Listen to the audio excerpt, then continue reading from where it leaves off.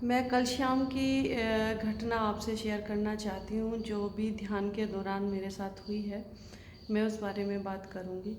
हालाँकि कुछ लोग कहते हैं कि ये चीज़ें शेयर नहीं करनी चाहिए, बतानी नहीं चाहिए, लेकिन मैं मानती हूँ कि जो चीज़ हमें दोबारा नहीं आनी है, ये अनुभव जो एक बार आ जाता है वो दोबारा लौट कर नहीं आता है।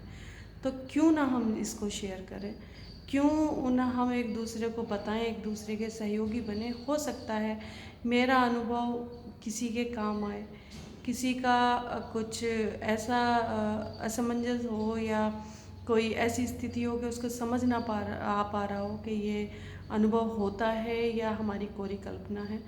तो मैं कल की घटना के बारे में बता रही हूँ।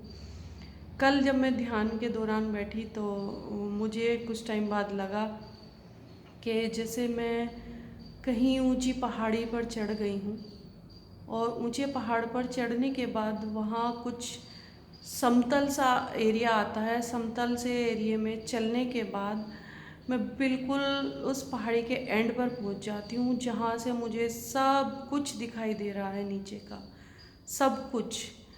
तो वहाँ एक नौका आती है, हवा में एक नौका आती है जिसमें कोई बैठे हैं। वो मैं नहीं पहचान पा रही हूँ वो कौन है, लेकिन वो बैठे हैं और मुझे उसमें बिठा लेते हैं, नौका में। और जब मैं नौका में बैठ जाती हूँ तो वो मुझसे कहते हैं कि तुम डरना मत। मैं उनको बोलती हूँ ठीक है, मैं डरूँगी नहीं, आप चलें।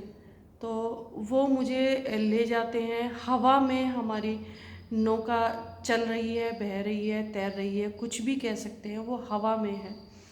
और वो दाएं बाएं डोलती हुई हमारी जो नौका है वो पता नहीं कहाँ पहुँचती है। धीरे धीरे धीरे धीरे वो एक अंधकार की तरफ ले जाती है।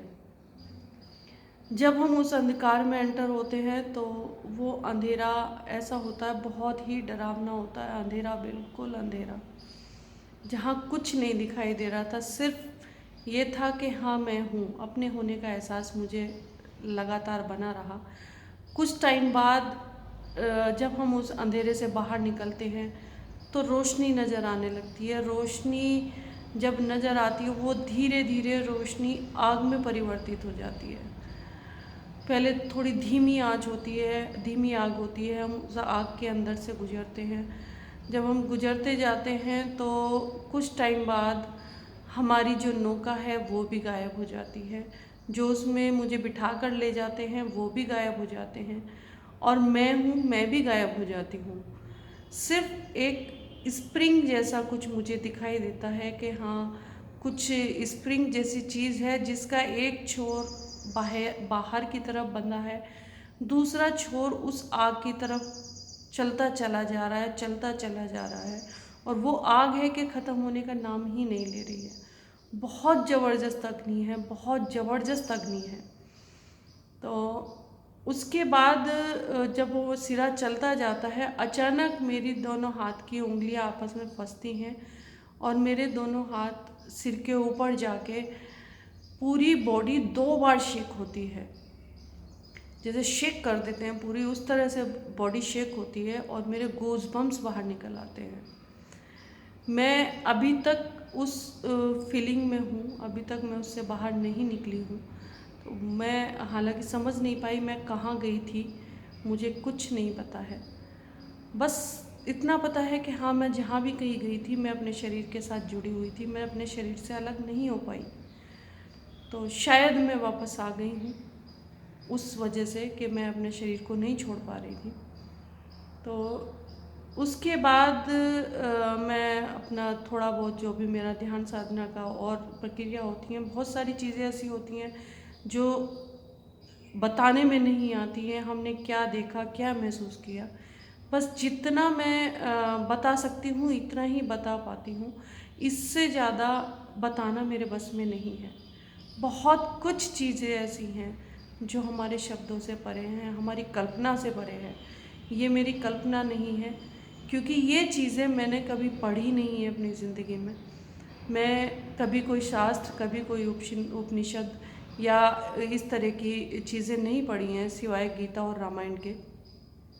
कभी मैंने इस तरह की कोई मूवीज़ या कुछ नहीं देखा है कि मुझे ध्यान के बारे में, आने वाले अनुभवों के बारे में पता हो कि क्या अनुभव होता है और क्या नहीं होता है। मैं सिर्फ बैठ जाती हूँ, जो भी अनुभव आता है वो आपके साथ शेयर करती हूँ। बहुत सारे ऐसे अनुभव हैं मेरे, जो जब जब मुझे टाइम मिलेगा मैं आपके साथ शेयर ज़रूर करूँगी। बहुत अनुभव हैं, एक नहीं, रोज़ नया आता है, कोई भी अनुभव रिपीट नहीं होता है। तो इसलिए मैं बचा के रखने की कोशिश नहीं कर रही हूँ।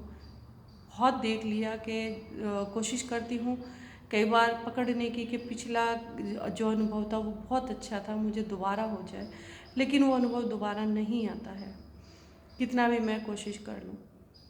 उसके बाद जब मैं ध्यान से उठ जाती हूँ, खाना वाना खा लेते हैं, डिनर लेने के बाद मैं एक हारमोनियम पे ट्यून सुन रही थी। उस ट्यून को सुनते सुनते मेरा आँख बंद करके मैं बैठी थी, और कब उस बीच मेरा ध्यान लग गया मुझे नहीं पता। क्योंकि जो साधना के दौरान मेरा ध्यान था, उस टाइम की जो अनुभूतियाँ थी वो तब तक क्या अब तक भी मेरे ज़हन से नहीं गई हैं, वो अब तक बरकरार हैं। तो मैं जब उसमें ध्यान में थोड़ा सा डूब गई उस ट्यून को सुनते सुनते, तो लगा कि किसी ने आके मेरे सिर पे सामने से हाथ रखा और वो बोल रहे हैं कि आंखें खोलो, लेकिन मैं हूँ कि आँख खोल नहीं पा रही हूँ।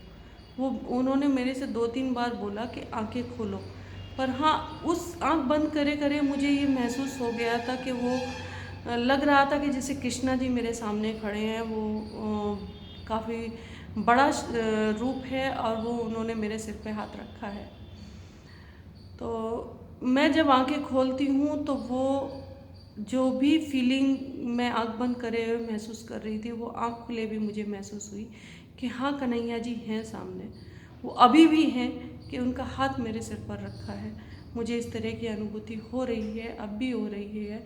यदि मैं कल्पना लोक में नहीं हूँ, और सच में कल्पना लोक में नहीं हूँ, तो मैं अपने आप को बहुत भाग्यशाली समझती हूँ कि मेरे साथ ये सब हो रहा है। और यदि कल्पना भी है तो मैं इसे भी धन्यवाद ही दूंगी कि ईश्वर ने, मेरी गुरु माँ ने मुझे इस तरह की कल्पना करने की आज़ादी दी है कि मैं ये सब कल्पना कर पा रही हूँ। मैं तहे दिल से आभार व्यक्त करती हूँ अपने गुरुवर का, जिन्होंने मुझे ये सब चीज़, इन सब चीज़ों का एहसास करवा दिया है। मैं हमेशा उनकी आभारी रहूँगी, हमेशा उनकी आभारी रहूँगी। आने वाले टाइम में वो ही मेरे अंदर बचेंगे, मैं कहीं नहीं बचूँगी। ये भी मुझे एहसास हो चुका है कि जो भी कुछ है वही है, मैं नहीं हूँ। मैं तो सिर्फ एक माध्यम हूँ, जो एक यंत्र हूँ जो चल रहा है, जो सब कुछ जो मेरी आत्मा है उसको अनुभूत करा रहा है। मैं तो माध्यम हूँ। मुझे ये माध्यम बहुत अच्छा लग रहा है, माध्यम बनना, क्योंकि इसमें मेरी स्मृति बनी हुई है। काश मेरे पास शरीर नहीं होता तो शायद मैं ये अनुभूति नहीं कर पाती, ना आपसे बता पाती। आज मैं आप लोगों के साथ ये शेयर कर रही हूँ तो बहुत खुशी महसूस हो रही है। मैं अपने गुरुवर की हमेशा आभारी हूँ। उनका वृद्ध हस्त मेरे सिर पर हमेशा रहे, ऐसे ही वो मेरा मार्गदर्शन करते रहे। Thank you.